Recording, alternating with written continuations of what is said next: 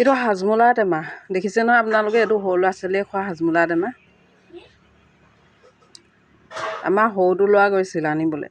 এই সকলোৱে জানে আমাৰ তিনিআলিত থকা কাঠকটীয়া তিনিআলিত থকা ভাইটিদাৰ দোকানৰ। এইটো দেখিছে নহয়। এইটো পেকেট হৈছে 24 চনৰ অক্টোবৰ মাহত। আৰু এইটো দেখিছে নহয় লিখা আছে বেষ্ট বিফৰ। এইটো বেষ্ট বিফৰ 12 months। এইটো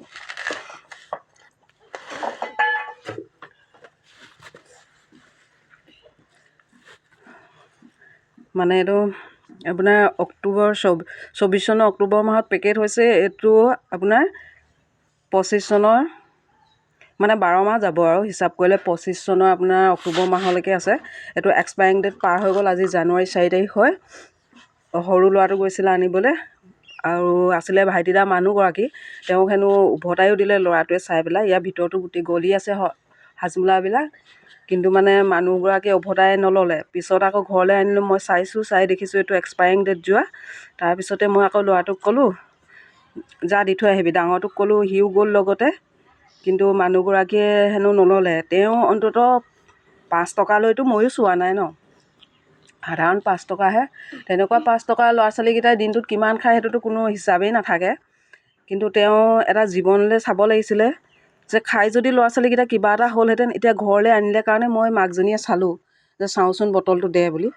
কিন্তু নাচাই যদি ল'ৰা ছোৱালীকেইটা খালেহেঁতেন তেতিয়া কি হ'লহেঁতেন বাৰু ক'বতো নোৱাৰি। খন্তেকৰ ভোজ খাওঁতা নাই।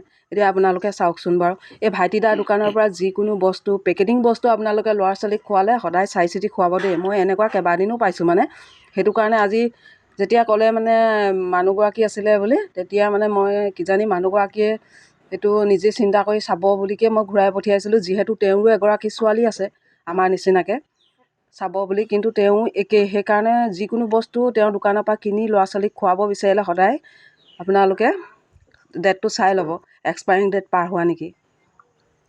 ইমানকে ক'লোঁ আৰু দেই, আপোনালোকে চাই চিতি ল'ব ল'ৰা ছোৱালীক খুৱাওঁতে সদায়। তেওঁতো নুবুজেই কথা আৰু কৈও লাভ নাই।